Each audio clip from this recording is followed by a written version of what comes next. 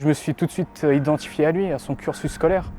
Donc je prends exemple sur lui pour avancer et j'ai beaucoup moins peur de la suite. C'est une aventure humaine, on sait d'où on part, on ne sait pas exactement jusqu'où on ira, mais c'est en tout cas extrêmement stimulant.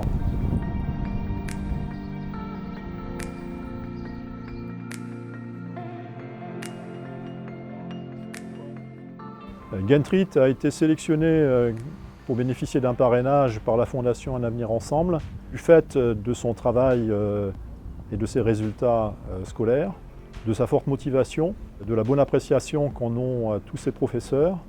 Alors j'étais fier que l'établissement accorde de l'importance aux élèves, qui mettent en lumière le travail que je fournis et que maintenant j'ai quelqu'un qui m'accompagne, quelqu'un qui m'éclaire pour la suite de mes études.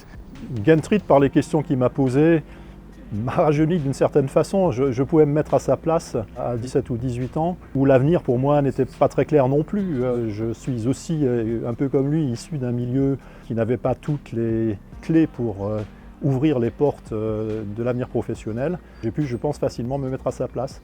Lors de ma première rencontre avec mon parrain, j'étais très peu à l'aise et on a énormément échangé. Il me racontait son cursus scolaire, ce qu'il a accompli, les diplômes qu'il a eus. Donc c'était quelque chose de très motivant pour moi, puisque j'ai envie d'avoir le même cursus scolaire, j'ai envie de devenir ingénieur comme lui. Alors depuis donc maintenant plus d'une année, nous nous rencontrons régulièrement au lycée. Ce sont des échanges riches qui durent en théorie 1 heure et qui souvent durent plutôt en pratique 2 heures, 2 heures et demie. On échange par rapport à la géopolitique, à la politique, même à tout ce qui est scientifique. Et surtout on parle de l'avenir. Les choix que je peux faire, que je devrais faire. Les sujets que nous abordons correspondent aux questionnements de Gentrit essentiellement. Moi, je ne suis que là pour l'accompagner, pas pour lui apporter les réponses, mais pour l'aider dans ses orientations, dans ses choix. Il a beaucoup de facilité dans pratiquement toutes les matières, donc il n'est pas limité de ce côté-là, donc ça ouvre beaucoup de choix.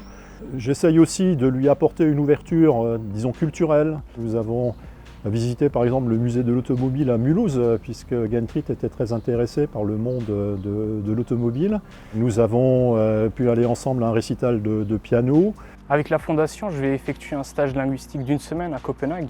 Donc c'est des super opportunités pour m'ouvrir au monde et apprendre de nouvelles choses. Alors Gentrit, c'est une force de la nature en quelque sorte. Il a une force morale, une capacité de travail extrêmement importante, une motivation de tous les instants. Il a devant lui un avenir pour lequel je n'ai aucune crainte. Maintenant j'ai un avenir tout tracé, je dois beaucoup plus travailler puisque j'ai envie d'intégrer une prépa et ensuite bifurquer dans une école d'ingé. Et maintenant il ne faut plus que je bosse pour réussir mon challenge.